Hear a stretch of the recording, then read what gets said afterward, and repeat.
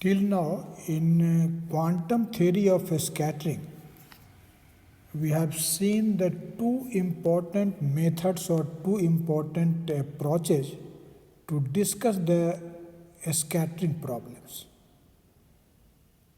You have learnt about partial wave analysis first of all, and after that we have also learnt about the Born approximation. Okay. So, getting the ideas from the Born approximation and the partial wave analysis, you can solve the scattering problem. But you know that matrix formulation is also a very strong tool to discuss the quantum mechanical problems.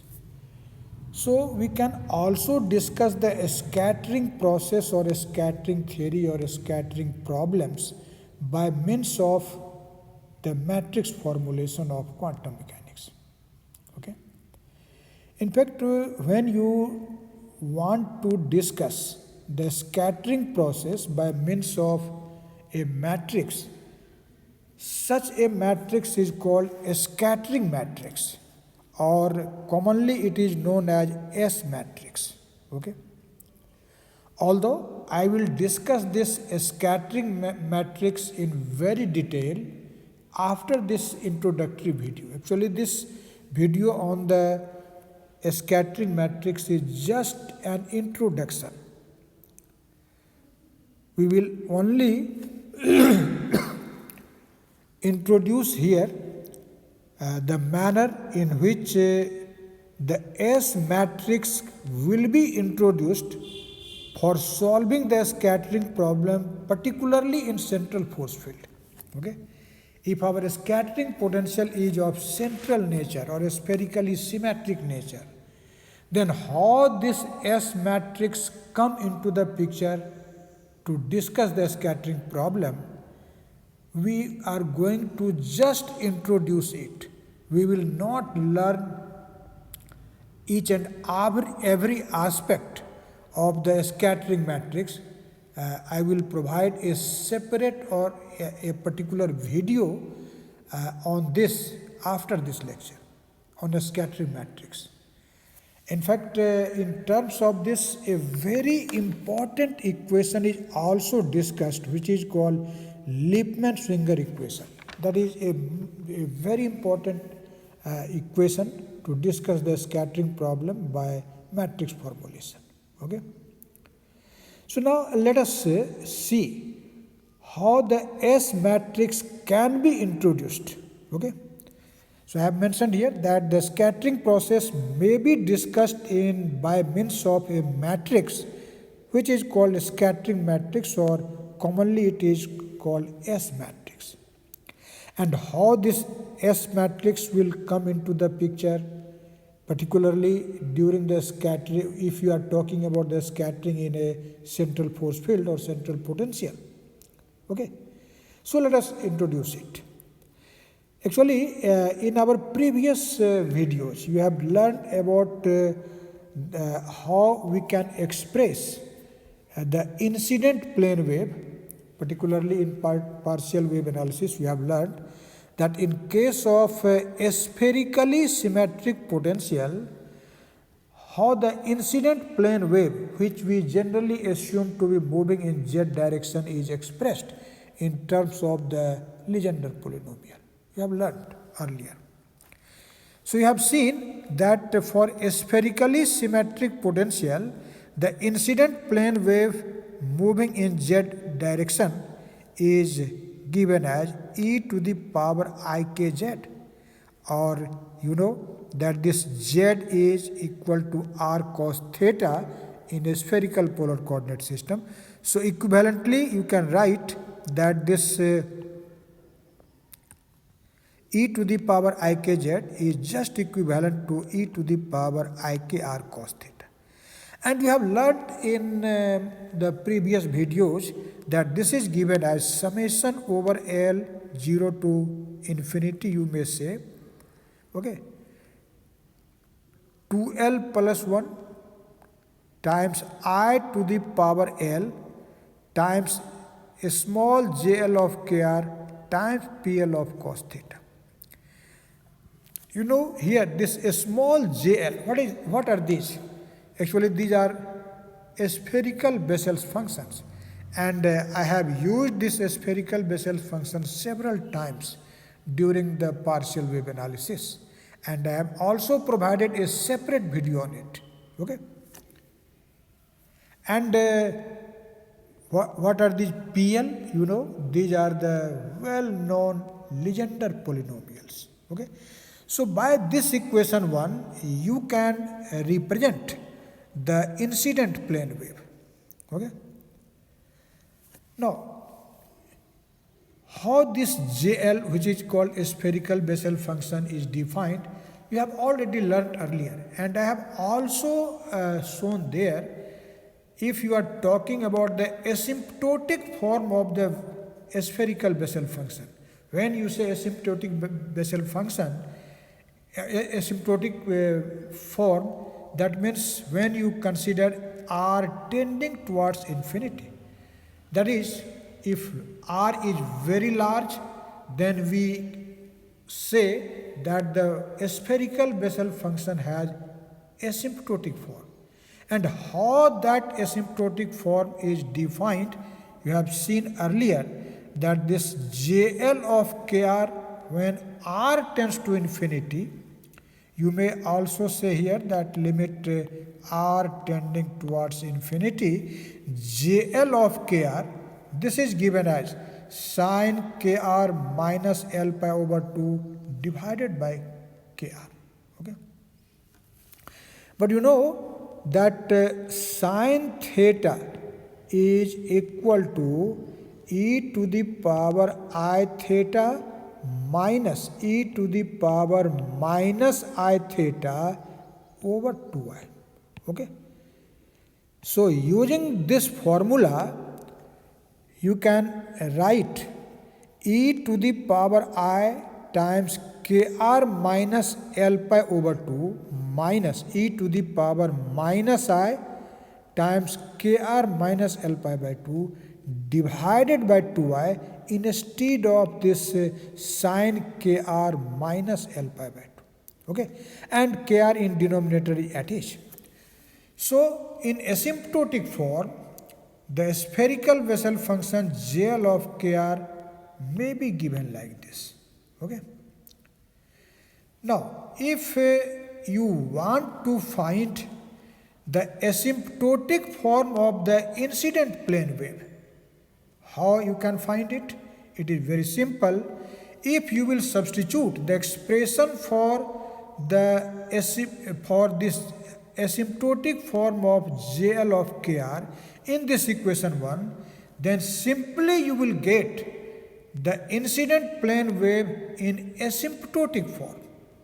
So I have mentioned here that we can see using this equation 2, the asymptotic form of incident plane wave, which is given by equation 1, can be written as in this manner.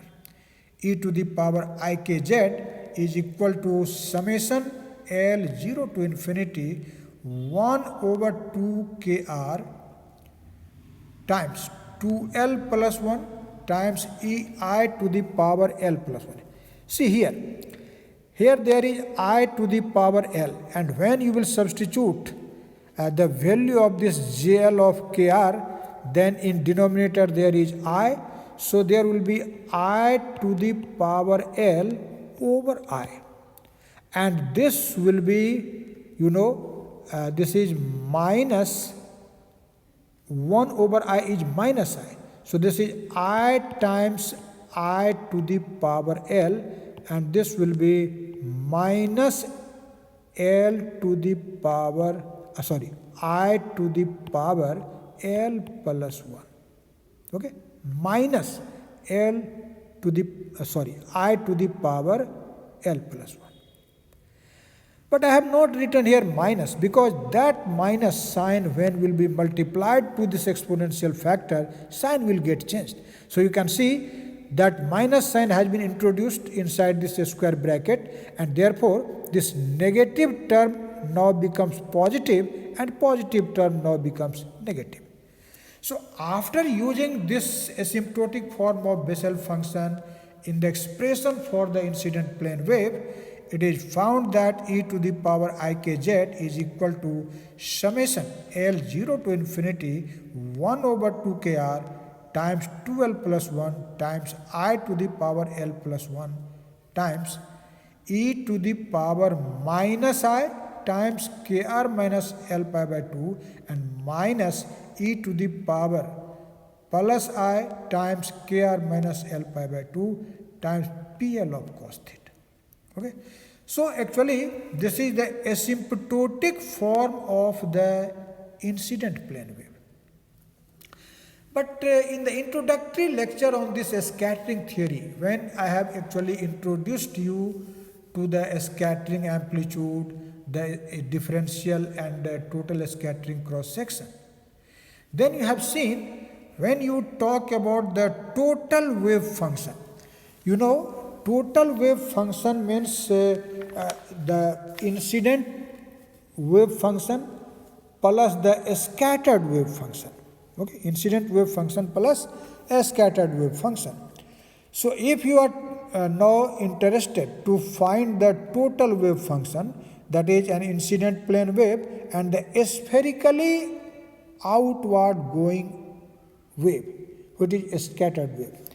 So the total wave function psi of r is defined as psi incident plus psi scattered. You know, psi incident is a plane wave, but the scattered wave is a spherical wave.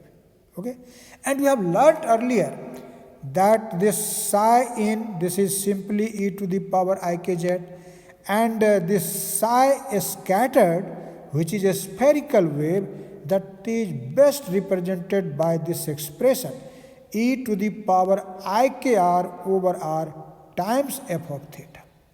Okay, and actually this f of theta is called a scattering amplitude. This is called a scattering amplitude. Now how this scattering amplitude f of theta is defined in terms of Legendre polynomials? You have to remember. Actually, Faxen and Hallmark had provided how we can express this f of theta in terms of Legendre polynomials. So, using the method of Faxen and Hallmark, we can write the expression for f of theta in terms of the Legendre polynomial PL of cos theta. According to this method, f of theta is given as summation over L, AL times 1 over 2k times I times 2l plus 1 times PL of cos theta. Okay? Actually, here the coefficients AL, you know, L is equal to 0, 1, 2, 3 and so on. These are non-negative integers. So this, when we will expand this summation, there will be the term A0, A1, A3, A2, A3, A4 and so on. Actually, these coefficients AL in general are complex number. These are complex in general. That may be real, but in general they are complex. Okay. Now we have defined f of theta by this by a method provided by these two well-known mathematicians in this equation 5, and you have also defined this plane wave e to the power ikz, particularly the asymptotic form of the plane wave in this equation 3. Now let us substitute the value of this e to the power ikz from equation 3 and the value of f of theta from equation 5 in this equation number 4.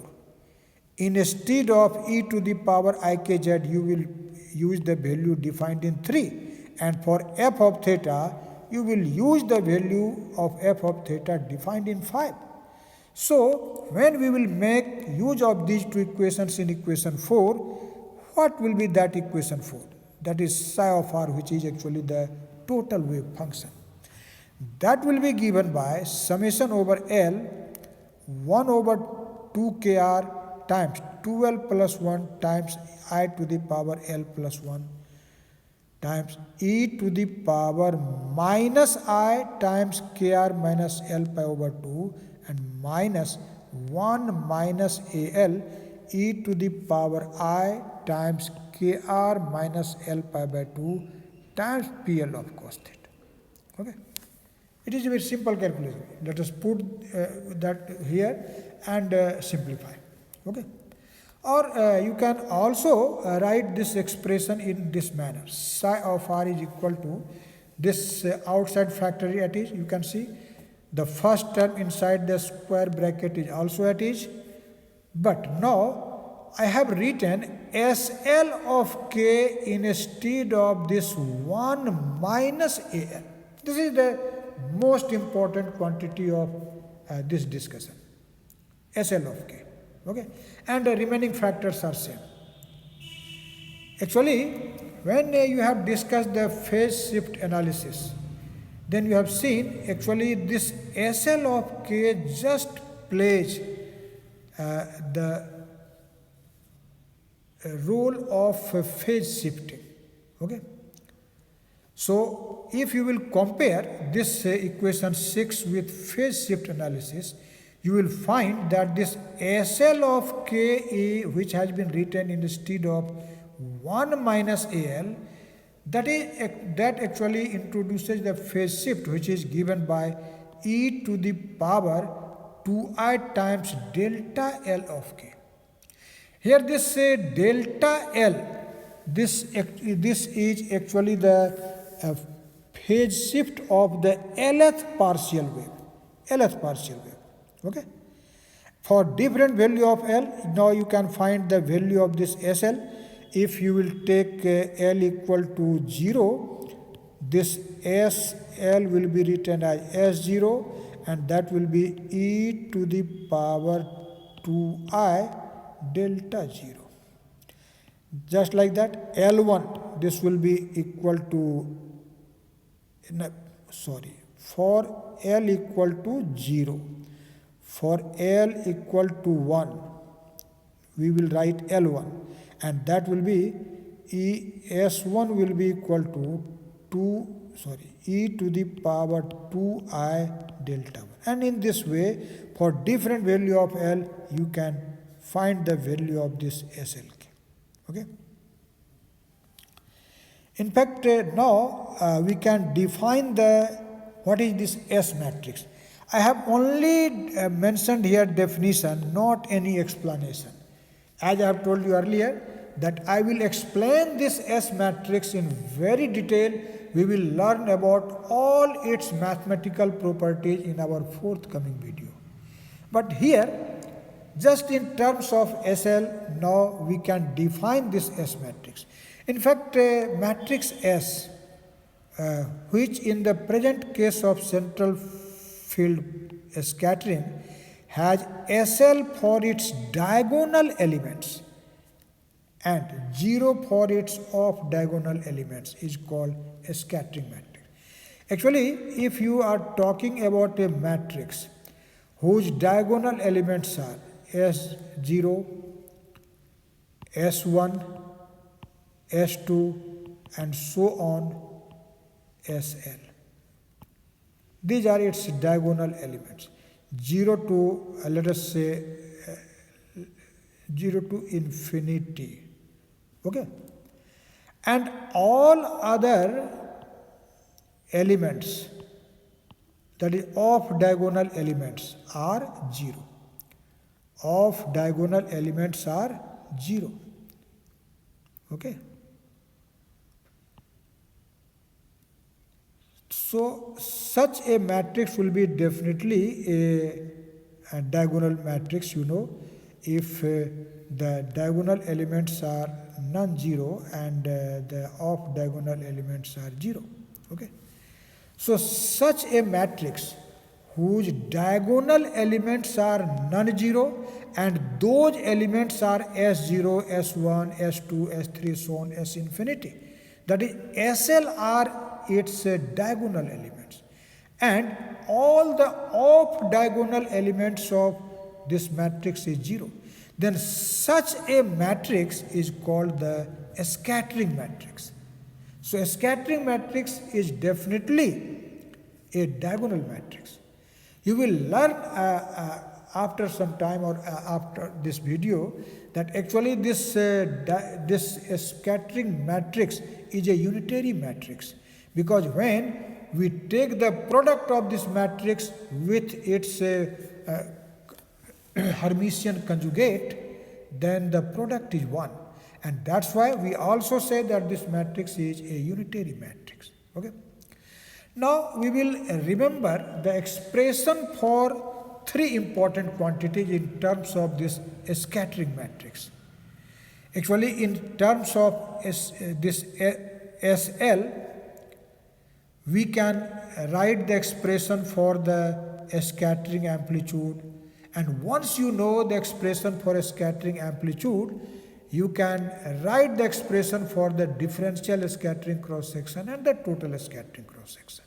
So see here, the f of theta, as you have seen here, that this f of theta will be what?